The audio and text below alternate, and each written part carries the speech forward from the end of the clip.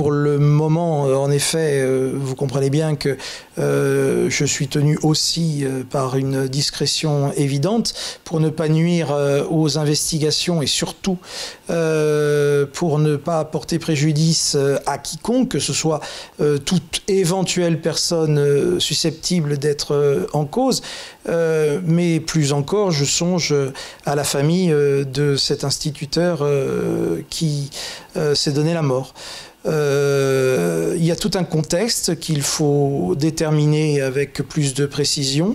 Ce qui est certain, c'est qu'après avoir initialement ouvert une enquête en découverte de cadavres, j'ai été saisi d'une plainte émanant de la famille de cet instituteur, de plusieurs chefs, plainte qui à la fois dénonce des faits qualifiés par cette plainte de harcèlement moral, également d'homicide involontaire, de non-assistance à personne en danger.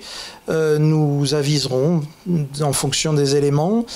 J'ai confié les investigations à la brigade de recherche désormais de Forcalquier pour permettre d'avoir tout le recul nécessaire.